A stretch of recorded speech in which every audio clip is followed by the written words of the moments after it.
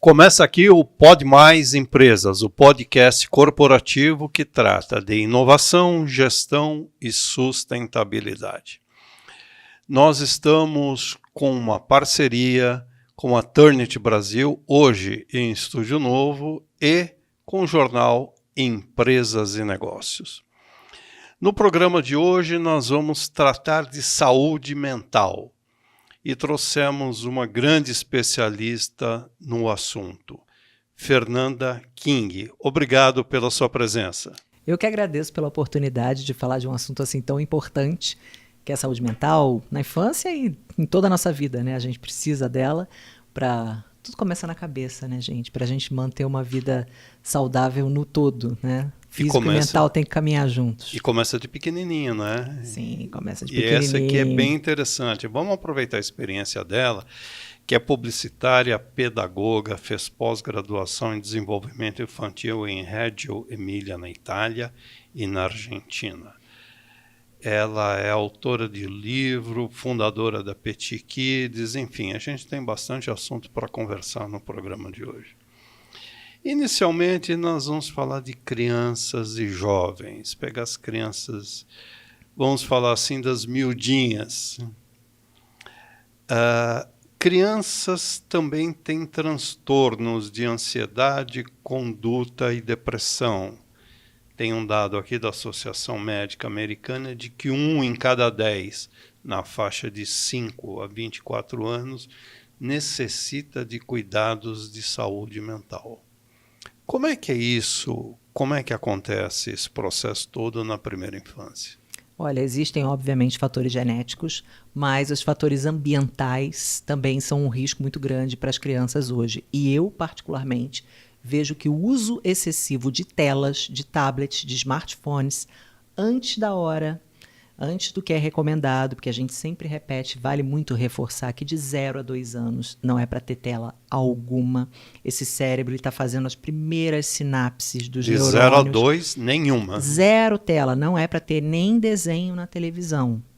De 2 a 5 anos, no máximo 1 hora por dia. E quando a gente fala tela, é qualquer tela. É o tablet somado, 1 hora no máximo de tudo somado. Então, se viu meia hora de desenho e ficou meia hora no tablet, e que essa meia hora, gente, seja com coisa produtiva, não assistindo vídeo, que é uma coisa passiva, né? Tem joguinhos educativos, tem aplicativo para falar inglês, tem tanta coisa mais produtiva para essa criança fazer, se você tem que usar esse recurso da tela, porque eu não julgo uma mãe, por exemplo, solo, que precisa cozinhar, né? E dar conta de não sei quantas crianças, às vezes, porque ela tem mais de um filho. A gente não pode julgar a realidade do outro. Então, se precisa usar e ter, né, abrir mão aí desse recurso, que a gente tente usar com coisas um pouco mais produtivas. A tecnologia não é má se bem utilizada, se usada com sabedoria. Mas também tem aquele fator, né? Ah, você quer isso, então pega isso, sai da minha frente aqui, não me amola mais. Estão usando como babá eletrônica, vamos dizer assim, né? Dá o tablet, dá o celular para não ter trabalho. Isso. Sim, isso aí é um dos grandes problemas. Do ponto de vista da pedagogia, como é que você administra uma situação dessa? Bom, eu entendo a escola também hoje como um local de orientação às famílias. Existe uma troca quando você ensina uma coisa para uma criança e ela leva isso para casa. A escola não tem que educar, quem tem que educar é a família. Sim, mas se uma criança passa 8 horas, 10 horas dentro da escola, porque hoje é a realidade de algumas famílias que ambos os responsáveis trabalham, eles deixam o dia inteiro na escola. Essa criança ela vai ter muito mais oportunidades de educação, no sentido de aprender a dividir o brinquedo com outra criança. Vai ser dentro da escola que ela tem esse convívio. Às vezes é filho único. Não tem um irmão em casa para ter essas oportunidades. Então, a escola ela entra como educação, sim, muitas vezes dessa criança, porque é lá que vão acontecer situações, e orientação familiar, porque eu recebo muitas famílias hoje que elas não têm ideia do que seja uma criança antes de ter filho. Era o que eu ia te perguntar. A escola está preparada para lidar com famílias? Muitas ainda não, tanto que existe um embate escola-família, né? A escola particular hoje, muitas vezes, ela é meio que um comércio onde a família virou cliente. E aí o cliente tem o quê? Razão. né? Sempre, já diz o ditado. Sim. E não é bem assim a relação. A relação deve ser uma relação de parceria. Deve existir um respeito à escola como uma instituição que está preparada para lidar com a criança, com profissionais da área, porque o pai, às vezes, é engenheiro, a mãe é dentista, e não necessariamente lidam com criança no dia a dia, não tem formação pedagógica. Então, precisa dessa parceria da escola perceber que algo não vai bem com essa criança, ter esse olhar sensível e individualizado, que, infelizmente, muitas escolas muito grandes, às vezes, não têm, passa batido. Isso falando dessas sensações aí de essa criança está um pouco mais ansiosa, está um pouco mais acelerada. Então, é preciso chamar essa família para um diálogo para chamar atenção para essas questões. A questão dos transtornos, né, de ansiedade, depressão, como é que você detecta isso no dia a dia? Com uma criança pequena não é fácil, porque você precisa primeiro ter uma noção de como era o comportamento antes de uma depressão e depois. Porque dificilmente vai nascer depressivo, né? E como você vai diferenciar a depressão do autismo da criança pequena? A primeira coisa que a gente... Ser simples não, isso, a primeira coisa que a gente precisa ter são professores preparados. E isso também a escola peca muito. A escola particular, então, pouco investe em formação, cursos de formação de professor. A escola particular, muitas vezes, ela tem um pensamento, eu vou pagar para o professor fazer esse curso, amanhã ou depois ele sai da escola... Ele leva o curso com ele. E é verdade. Conhecimento a gente leva para o caixão, né? Uma das poucas coisas que ninguém tira de nós. Então, às vezes a escola particular não investe por falta de recurso, por não querer gastar esse recurso, ela não vê como investimento. Então, o professor está despreparado. Ele mal sabe, muitas vezes, lidar com autismo ou outros casos de inclusão. Ele não sabe diferenciar um transtorno do outro. Ele não tem que virar neurologista infantil, mas ele tem que saber o mínimo a respeito de cada transtorno, até para saber como lidar com essa criança em sala de aula. Não julgá-la, porque muitas vezes os comportamentos de um autista são autorregulatórios. Ele faz a estereotipia, ou falar de coisas clássicas aqui, né, que todos possam entender, o balançar, esses comportamentos estereotipados, ele faz para se regular, para se acalmar. Aquela é a forma dele tentar entrar em equilíbrio, porque ninguém quer estar desequilibrado, ninguém quer estar desregulado. Então, a professora, muitas vezes, não sabendo, vai julgar, os colegas vão começar a fazer bullying. Então, o primeiro passo é ter um professor minimamente consciente do que são os transtornos. E falando de ansiedade ou de depressão, observar sutilmente as mudanças comportamentais, de apetite, de sono, de comportamento. Uma criança que era falante passa a ser introspectiva. Uma criança que comia bem passa a recusar todos os alimentos. Isso eu tô dizendo assim, coisas mais claras, né? Porque existem comportamentos que mudam mais sutilmente, tanto na criança quanto no adulto. Muitas vezes uma pessoa, né, chega uma pessoa adulta, né, chega até um suicídio e ninguém percebeu. Era alegre, estava tudo bem. Ainda falei com ele a semana passada, né? Exato, e nem as pessoas do convívio mais próximo às vezes têm essa sensibilidade de conseguir detectar que algo não vai bem. Então, desde a infância, eu acho que o mais importante é a gente estimular que essas crianças saibam, primeira coisa, nomear os sentimentos, porque na primeira infância ainda não sabem o que é tristeza, alegria, raiva, ciúme, esses mais complexos, então, né, para uma criança, ciúme, né? É difícil.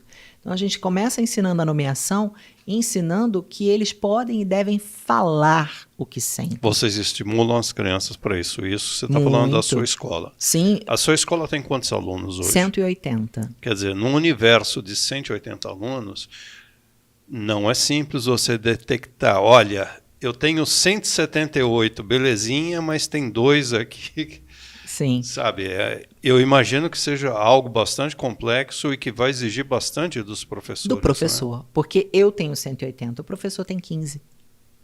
Então, no universo dele, o olhar dele diário, passando às vezes 4, 6, 8, 10 horas com essa criança. Necessariamente acompanhar essa criança. Né? Sim, ele precisa perceber que algo não vai bem, como, por exemplo, na comida, na alimentação, no sono, e trazer isso para a coordenação, para a direção, para que esses responsáveis pela escola chamem essa família para um diálogo, porque a gente precisa saber também como essa criança está em casa. Quando a escola pode contar, que é o caso da minha, com uma equipe multidisciplinar, eu tenho uma psicóloga, né, que presta ali um serviço para a gente, e a gente já, com a observação da professora, da coordenadora, a gente pede para que ela também observe essa criança com naturalidade. Ela entra na sala, conversa com todo mundo, pede para todo mundo fazer um desenho, e aí analisa esse comportamento. Então, com todas essas informações juntas de uma equipe multidisciplinar, a gente consegue chamar a família para fazer a orientação familiar. Eu, quando abri a minha escola, a minha filha chegou a estudar num pequeno berçário. Eu abri a minha escola, ela cresceu, eu não tenho ensino fundamental, trabalho só com educação infantil, e hoje ela está numa escola maior, mas muito mais preparada, né, para a vida. A educação infantil é um preparo para a vida, né? Eu falo que é uma mini-sociedade. Só que com condições de temperatura, pressão, todas controladas ali, mas né? tem uma estrutura mas adequada, tudo que acontece né? na sociedade vai acontecer ali, né? Pequenos conflitos, e a gente vai ensinar essas crianças a mediação desses conflitos. Então, quando você tem essa equipe e consegue chamar essa família para um diálogo, é muito melhor. Eu não tinha isso na primeira escola da minha filha, e isso foi uma das coisas que me motivaram mais a abrir a minha própria escola, para tentar ter uma educação um pouco mais humanizada, um olhar um pouco mais individualizado para cada criança. Falando da família, Fernanda, quando uma família responde, você chama a família responde, ok, está tudo resolvido. E quando a família não te dá a resposta que você precisava? É um desafio. É ficar chamando de novo, e reforçando essa parceria. Essa família, ela precisa entender... Porque muito embora elas possam estar, no caso da escola particular, eu imagino, num nível socioeconômico muito parecido, a formação cultural, a bagagem que tem de família para família muda, né? E Sim. Mudando isso, muda o comportamento da criança E existe também, né? muito a negação, tanto em casos que a gente falou aqui de autismo, né? A primeira reação normalmente do ser humano é tentar negar. Isso é característico do ser humano. Você teve um filho, você idealiza aquele filho, e quando as coisas saem um pouco fora do esperado, ninguém espera ter um filho com um transtorno, né? Você não pensa nisso durante a sua gravidez. Ninguém casa pensando em separar, ninguém casa pensando no inesperado, né? E quando você tem um filho, é normal que as pessoas façam idealizações. Alguns mais, outros menos. Uns só querem que a criança seja feliz. Outros querem que seja jogador de futebol, né? Supermodelo. Cada família é de um jeito, como você bem disse. Então, muitos pais, às vezes, têm a negação de todos os tipos de transtorno. A criança vai passar. Quando crescer, passa. Quando casar, passa. Ou então, eu também era assim. Menina, também só falei com 5, 6 anos. Então, papai, deixa eu te contar um negócio.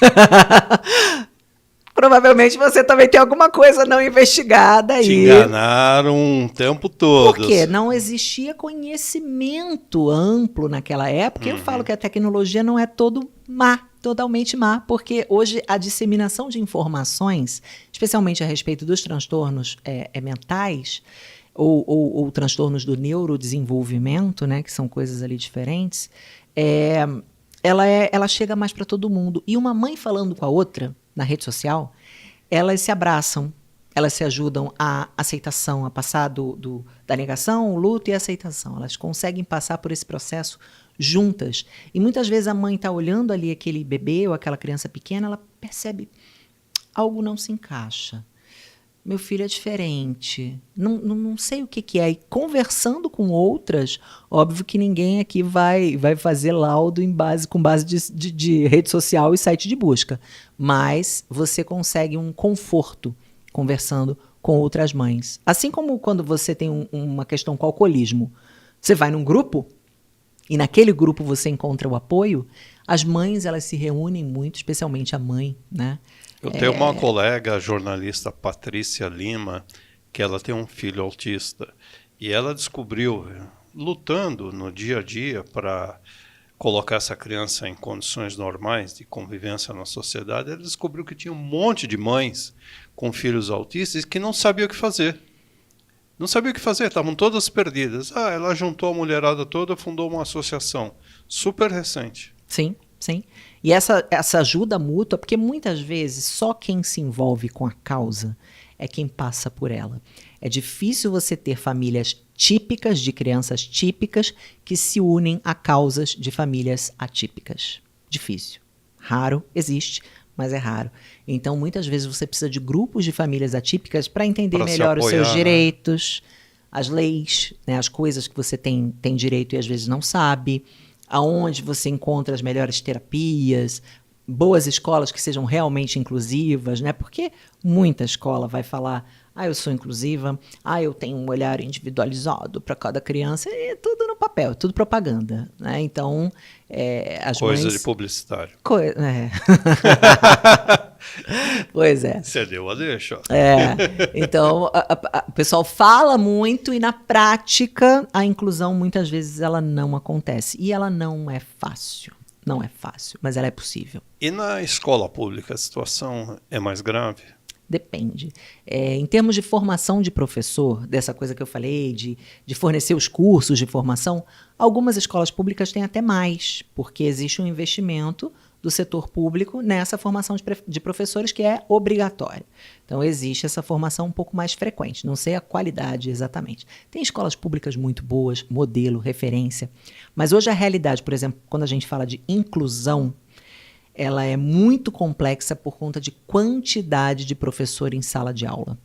É humanamente impossível um professor com 30, 35 crianças, sendo que dessas, às vezes, 1, 2 ou 3 estão dentro do espectro autista ou TDAH, ou em investigação e a família ainda não entrou com terapia, com intervenção, que faz toda a diferença na vida dessas crianças. Então, imagina 1 para 30.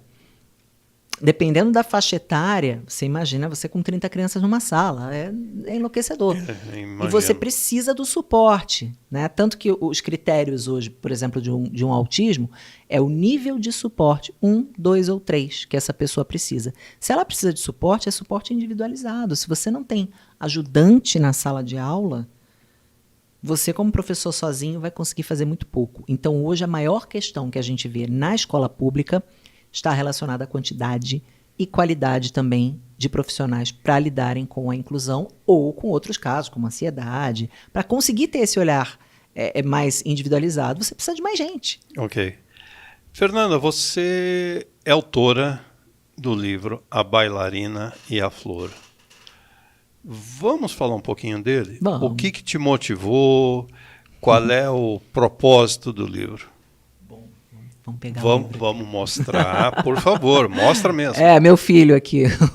A gente tem aquelas missões na vida, né? Plantar a árvore, escrever o livro, ter a filha. E o livro ainda é sobre a filha. Só faltava ter uma árvore aqui desenhada. Então eu já cumpri algumas missões, eu já deixei algum legado. E o livro foi um deles. É um trabalho muito legal, mas que a gente vai tratar no segundo bloco. O nosso primeiro bloco está encerrando agora, mas a gente volta rapidinho, ok? Até já. O portal Empresas e Negócios traz 45 mil oportunidades. E agora, 45.001. Tamo junto, Pode Mais. Siga-nos nas redes sociais. Voltamos para o segundo bloco com A Bailarina e a Flor. Me conte um pouco desse livro. Bom, assim como a escola, quando eu abri, foi inspirada na minha filha, pela minha filha, eu queria uma educação melhor para ela, essa historinha eu vivi, é uma história real, que eu vivi com a minha filha, e percebi ali, nesse dia, que era a primeira apresentação de balé dela, né? Que menina que não sonha em ser bailarina. Então foi a primeira vez que ela foi subir ao palco, eu percebi que ela teve ali uma pequena crise de ansiedade, e que aquilo ali estava um pouco acima da média, porque o medo, a ansiedade, todos esses sentimentos, né? O medo, ele protege a gente de muita coisa. Que idade que ela tinha? 4 aninhos. O medo, ele protege a gente de morrer, né? Muitas vezes. Se a gente não tem medo nenhum, agora, aquele medo que te paralisa, que te bloqueia, que te impede de fazer coisas na tua vida, aí você precisa parar, preciso me cuidar. Sempre conto uma história que eu, uma vez, cheguei em Congonhas, eu tinha um voo para o Rio, e eu não consegui embarcar. Eu saí, fui para a rodoviária, peguei um ônibus, eu não consegui entrar sozinha no avião. Nada? Do nada. E aí eu percebi que algo não estava bem, fui ao médico. Então a mesma coisa com as crianças. E por que a gente acha que criança não precisa de psicólogo, que é besteira? Antigamente era essa cultura para todo mundo, né? Ah, não, isso aí é bobagem. Ainda tem muita gente que reproduz essas falas. Só que quando a gente percebe que ou a gente, ou o nosso filho, quem está perto de nós, não está legal, é a hora de procurar ajuda. É um médico como qualquer outro. Se você tiver com o teu braço quebrado, você vai continuar quebrado? Ou você vai no médico? Então, se você tem alguma questão, né, de saúde mental que está te trazendo prejuízo à sua vida, né, o critério maior é: estou tendo um prejuízo? Preciso ir ao médico. Estou perdendo alguma coisa, estou perdendo a minha paz, que seja. Não está legal, não estou dormindo. Então, vamos parar. E aí foi essa ideia do livro, porque eu percebo isso. Nasceu daí, né? E tem um livro que vai sair agora, de um autor americano renomado, que é sobre ansiedade na infância, vai sair esse ano. Eu acho que vai ser um boom, porque ele trata disso como uma epidemia das crianças ansiosas. Então saíram matérias agora recentes em vários jornais a respeito desse livro. E eu acho que é um tema que a gente vai falar muito esse ano ainda. A gente está vivendo uma epidemia de ansiedade, de depressão em todas as faixas etárias. Com toda certeza. O jovem hoje, por exemplo, o jovem ou adolescente, ele com essa exposição precoce às redes sociais, o que é rede social? Busca constante por validação. Ninguém gosta de ser preterido, ninguém gosta de não passar na entrevista de emprego, ninguém gosta de tomar um pé, né, do namorado. O ser humano, ele não gosta de se sentir ser rejeitado, excluído. Não? Rejeição é um dos piores sentimentos, um dos mais difíceis da gente lidar, é a rejeição. Então, na rede social, quando você posta lá um vídeo e ninguém curte, imagina você ter o seu cérebro moldado com isso desde a infância. Eu tenho 40 anos, eu cresci sem celular. Fui ter o primeiro celular já na adolescência e não tinha rede social. E hoje você com a rede social tem criança com 5, 6 anos que já tem conta. E já posta sozinha. A criança não sabe ler e escrever direito, mas ela, né, às vezes não amarra o cadarço. Mas ela tem rede social. Eu queria te fazer uma pergunta relativamente à sua experiência na Itália e na Argentina. Falando de criança e adolescente. Existe diferença? Sim, A diferença é pequena ou a diferença é grande em se tratando de criança e de adolescente? A criança brasileira, a argentina e a italiana. Então a diferença é muito grande, da criança italiana, da criança argentina, da criança brasileira, apesar da Argentina, né, ser aqui do lado, né, nossos irmãos, a diferença básica é cultural. Eu sempre falo, vou lá estudar, vou ver tudo que eles têm e vou trazer para o Brasil as inspirações que forem possíveis dentro da nossa cultura. Porque quando você tem uma escola, é uma comunidade escolar, que é formada por famílias.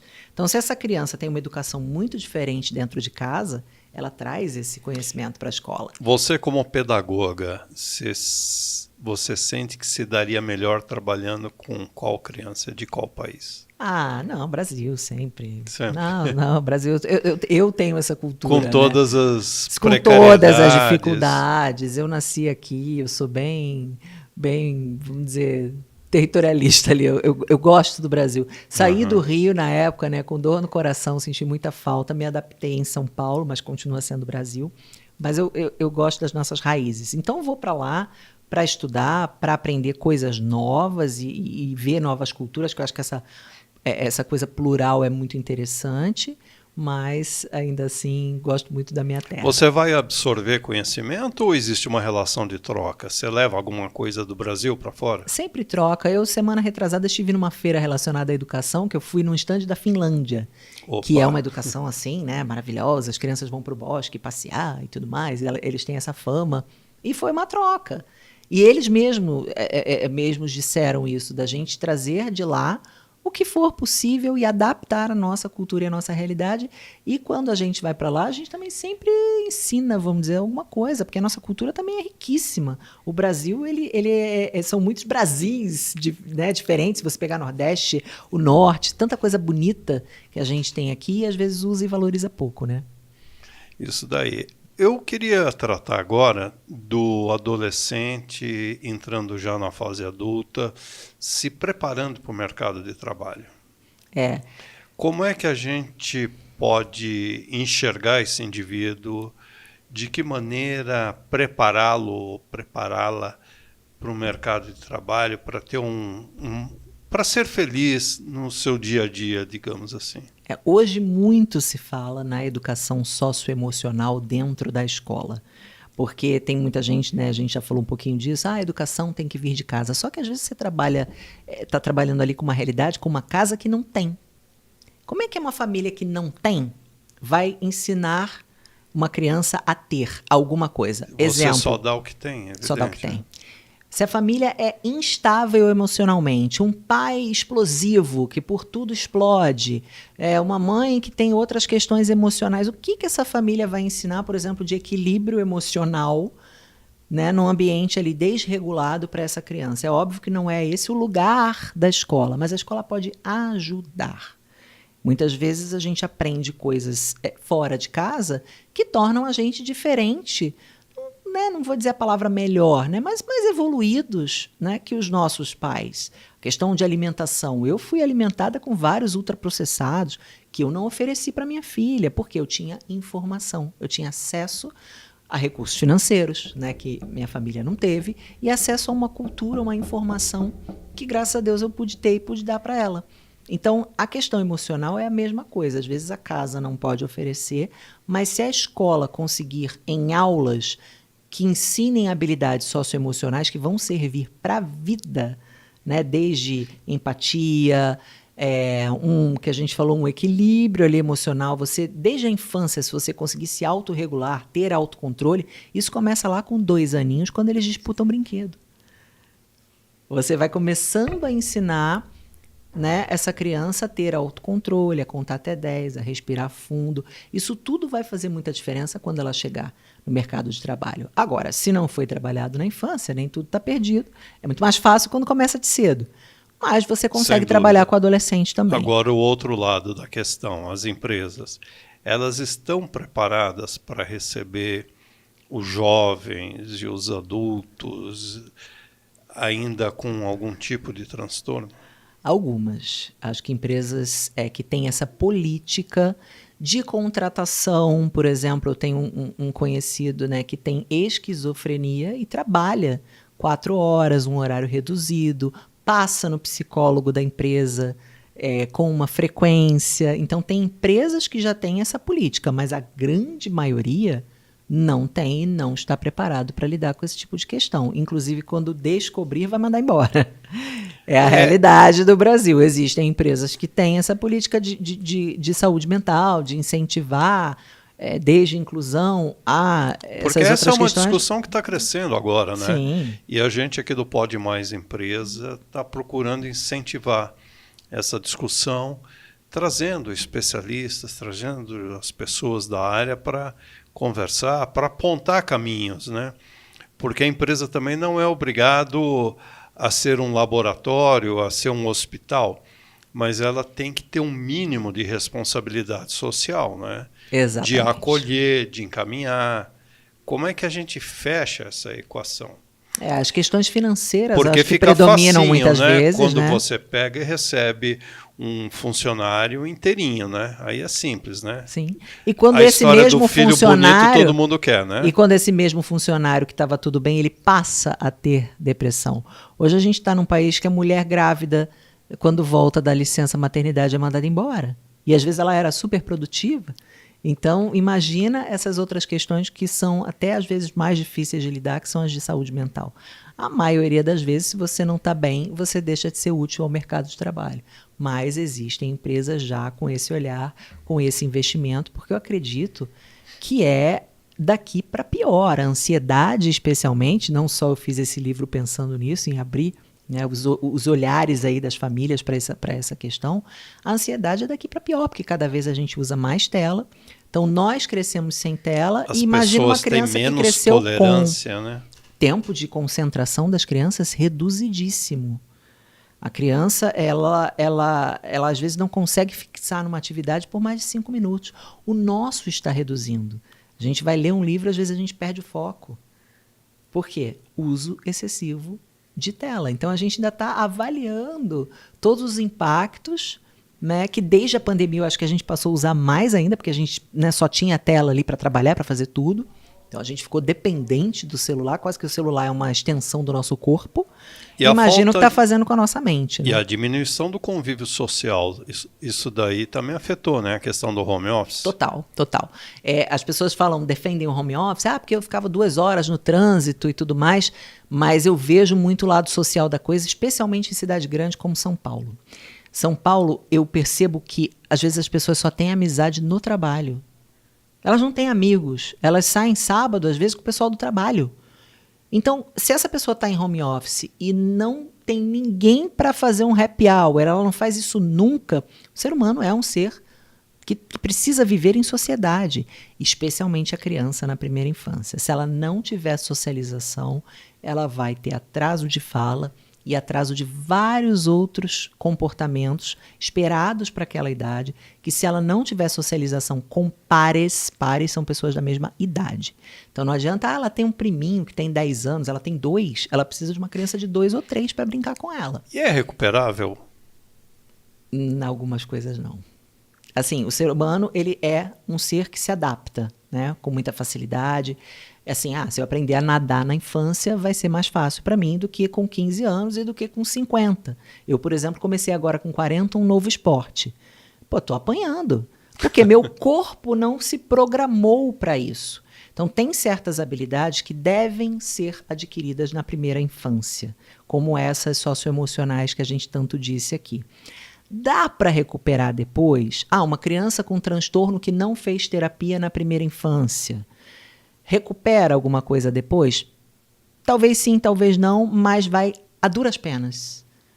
Vai demorar muito mais tempo fazendo uma fisioterapia, uma terapia, do que se fizesse na primeira infância, porque existe uma coisa chamada plasticidade cerebral. Os seus neurônios de 0 a 3 anos, eles conseguem se adaptar e achar novos caminhos com muito mais facilidade do que para o resto da sua vida. E as pessoas dão muito pouco valor à primeiríssima infância, que é essa fase de 0 a 3 anos. Acha que tudo bem deixar no tablet. Então, a mãe, às vezes, que está em home office, deixa essa criança no tablet, porque ela precisa trabalhar, e essa criança está perdendo oportunidades, e aí eu posso dizer que não voltam mais, não.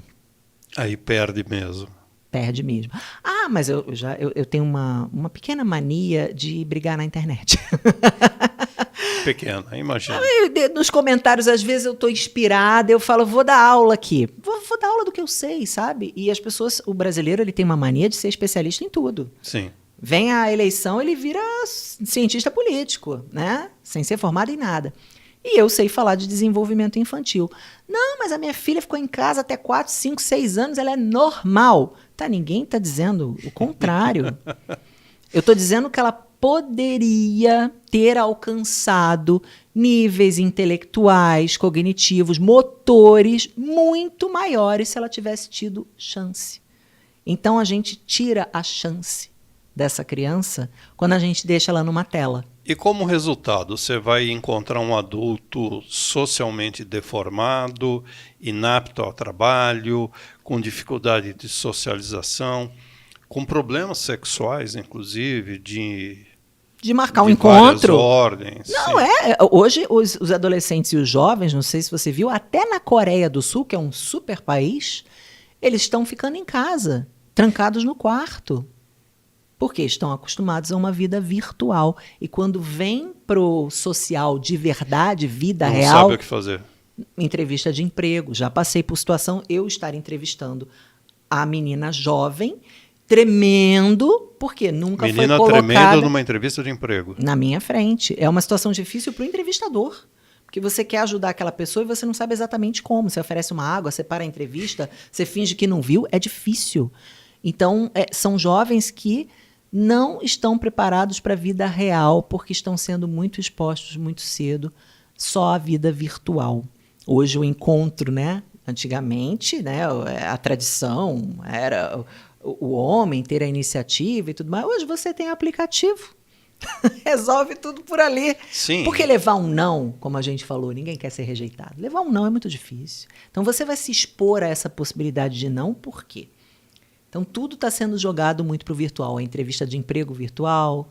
Aí você chama para o presencial, as pessoas têm dificuldade, especialmente os jovens que estão passando por aquilo a primeira vez na E vida tudo tem que deles. ser muito rápido também, e os jovens, dificilmente eles param mais de um ano numa empresa, né? É o imediatismo. Se você for ver, o que é uma rede social? Tum, tum, tum, fica 30 segundos no vídeo, próximo, próximo, próximo, próximo, não me interessou, próximo. Aí, às vezes, o namorado não me interessou, próximo. Brigou comigo, próximo. Troca, troca, troca. Então, é uma geração mais ansiosa, que tem dificuldade em esperar, que tem dificuldade com a paciência, que pode ser treinada desde a infância. É uma das coisas que a gente faz na escola. Na minha escola, por exemplo, não tem aquela. Nenhuma. Nenhuma. Nada. Nada. Olha aí que Vai diferente. recortar papel, vai fazer massinha. Quando a gente precisa de terapia, se acalmar, não tem muito, né? O adulto vai fazer um tricô. Minha avó faz palavra cruzada com 94 anos. Sabe? Então são conflitos de gerações que a gente precisa saber administrar. Não é que a geração nova esteja errada. Ai, no meu tempo era melhor. Eu não sou desse discurso, não. Mas o que a gente pode melhorar em cada... Né, conforme esse processo evolutivo aí da humanidade vai caminhando. Quer dizer, a gente está perdendo um tempo grande, né, na humanidade, como você colocou. Agora, o que esperar do futuro? Como nos programarmos para contribuir para uma sociedade melhor? Investindo na primeira infância, para mim sempre será essa resposta. Eu acho que só as crianças podem melhorar o mundo, seja em termos de empatia, de olhar, ter um olhar, né, melhor para o próximo, porque quando você trabalha com diversidade, com inclusão na tua escola, desde pequenininho, esse ser humano ele vai crescer com muito menos preconceitos, com muito mais empatia, porque ele cresceu daquela maneira, vendo todo mundo ser tratado por igual, sem diferenciação. Então, desde a primeira infância, se você consegue isso, a gente já está contribuindo para uma sociedade melhor, com menos guerra, com menos ódio, com mais igualdade. Então, o meu investimento sempre vai ser na infância, por achar que a infância ela pode, inclusive, levar para casa, né? Levar essa informação para a família. Mas, assim, o que pensar do futuro hoje, com a inteligência artificial chegando aí, com todas essas mudanças no mundo, se eu for te falar, nem eu sei, sabe? O que a gente espera disso tudo aí? A pergunta que eu ia te fazer, se você é otimista com o futuro, como mãe e como pedagoga. Olha, eu não sei se eu sou otimista com a humanidade, porque eu trabalho, eu tento fazer a minha parte, eu sinto que às vezes eu sou uma gota, não vou dizer nem no oceano, eu sou uma gota num rio tentando ir contra a maré, sabe? Então é um trabalho que eu faço, legal, bacaninha, mas é muito pequeno, né? Perto de um mundo com tantas pessoas.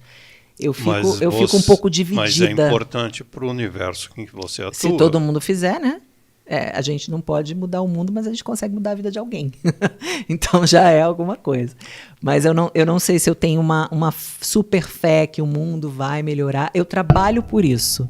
Mas eu não sei, às vezes, se eu consigo, vendo tanta coisa que nem a gente vê. Nos últimos dias aí a gente teve um turbilhão, né? Tantas coisas acontecendo que você fala, gente, será que tem jeito? E muita coisa triste, né? Muita. É difícil você não se impactar, se sensibilizar. Né? Essa questão do Rio Grande do Sul, por exemplo, tira do prumo qualquer pessoa que tem um mínimo vendo as imagens que a gente está vendo. Isso que a gente acabou de sair de uma pandemia, né? A gente nem recuperou do baque, parece que você está lutando ali, você ainda está no meio do nocaute e o cara vem e te soca de novo. Então é um negócio bem difícil. Não deu tempo de respirar. Não né? não deu. E aí vem uma coisa, guerra, né? Não está aqui tão perto da gente, mas a tá gente aí, ouve a notícia sim. todo dia, aquilo vai entrando no teu cérebro. E você vê que as crianças hoje, até acesso a esse tipo de informação, elas têm mais cedo. Você acha que isso não mexe com uma criança, com um jovem, com um adolescente? Você acha que o adolescente também não pensa no futuro? Porque elas trabalham com imagem o tempo integral, né? Ainda que não leiam muito, mas imagem, internet é uma Antes coisa a gente absurda, sentava né? em família e assistia o noticiário 8 horas da noite. Isso. Hoje você fica vendo notícia ruim o dia inteiro. O que isso faz com o nosso cérebro? A gente não fica mais ansioso, sendo bombardeado o dia todo por informação, às vezes que não é legal? E às vezes você não é bombardeado, você é massacrado, né? Dependendo do que você faz, do tempo que você dedica a isso, é difícil. Bem difícil. É difícil. Ok. Quem quiser falar com Fernanda King. A minha rede social, eu acho que o Instagram, né? Por favor, É arroba King, K-I-N-G. King Educacional. King é o meu sobrenome. Nome de guerra. Tem gente que não me chama de Fernanda, que chama de King. Então, arroba King Educacional, meu Instagram. Tem o site também, é kingeducacional.com.br. Essas são as duas formas mais fáceis de entrar em contato comigo. E quando é que vem o segundo livro? Olha, agora eu estou lançando um e-book. Vai ser em plataformas de cursos, né? Plataformas virtuais aí de cursos, que é um curso para pessoas que trabalham com crianças pequenas. Então, pode ser educadora, pode ser uma família que quer aprender sobre atividades para a primeira infância, porque às vezes a família não sabe nem como brincar com a criança. A gente falou, né, anteriormente que tem pessoas que não sabem o que é uma criança quando tem um filho. Foi o meu caso, tá? Eu fui aprender depois, na prática, apanhando ali no dia a dia, como educar uma criança. Então, esse e-book vai ser uma coleção de 0 a 6 anos, 6 livros, de 0 a 1, 1 a 2, com que você pode brincar com a sua criança para ensinar de tudo. Raciocínio lógico, socialização, habilidades para a vida, habilidades socioemocionais. Nessa coletânea, pode ser a família, pode ser uma professora de educação infantil. Eu vou fazer esse passo a passo explicando a respeito disso. Então vai ser muito diferente desse aqui. Esse aqui é uma historinha para ler na hora de dormir. E esse outro não, é meio que um tutorial da primeira infância. E quando é que deve sair? Eu acredito que daqui a uns 2 meses a gente já consiga lançar as primeiras partes, né, que eu vou fazer de 0 a 1, né? E até uns 3, 4 meses aí a gente lança a coleção completa de 0 a 6 anos. Então até lá a gente marca uma segunda rodada para falar nos do e-book. atualizarmos. Por que não, né? Porque no meio dessas atividades eu vou explicando os porquês, que eu acho que isso é o mais importante. Quem trabalha com educação precisa saber por que está fazendo, e não só fazer. Excelente. Falamos com Fernanda King, especialista em educação infantil, que nos deu uma verdadeira aula no podcast de hoje. Obrigado pela sua presença, Fernanda, e bastante sucesso na sua atividade profissional. Sucesso para nós, muito obrigada pelo espaço e até uma próxima. O Pode Mais Empresas fica por aqui no programa de hoje. Continue com a gente que vem bem mais conteúdo por aí.